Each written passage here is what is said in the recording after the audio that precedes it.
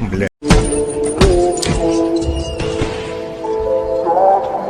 Что? Это моя груша, педрила. Я недолго. Я не хочу, чтобы ты ей пользовался.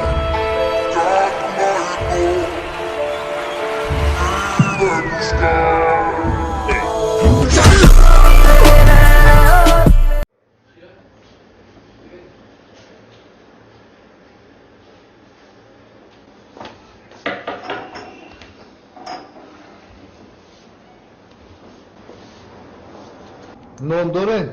نون نداریم.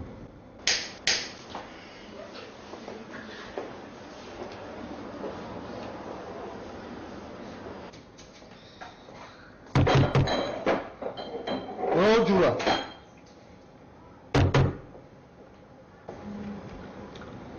نون داره؟ اکا ما نون نمیفروشیم.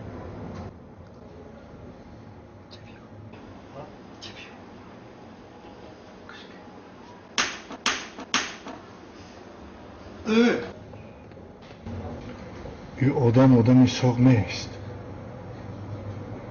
در حتی که نون کجای بگو؟ ولی بیس مطرح نشون میتون. ولی بیس.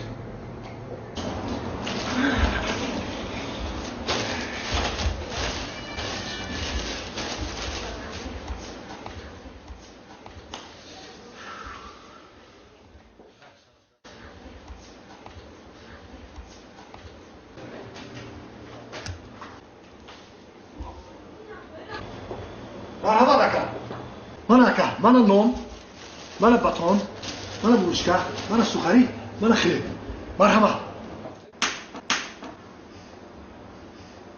دونوگی نکه من اون دیگه اپتکا گرفتم насос نداری؟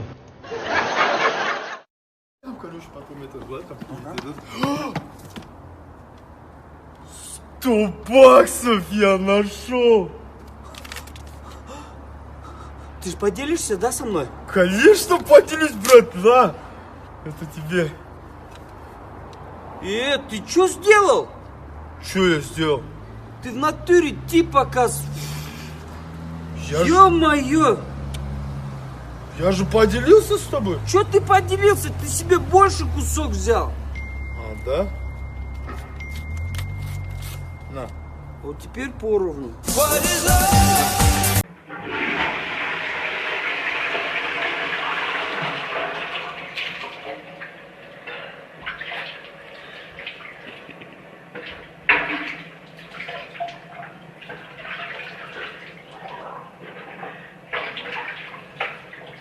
بچه چیکار کردی سعید اوجا؟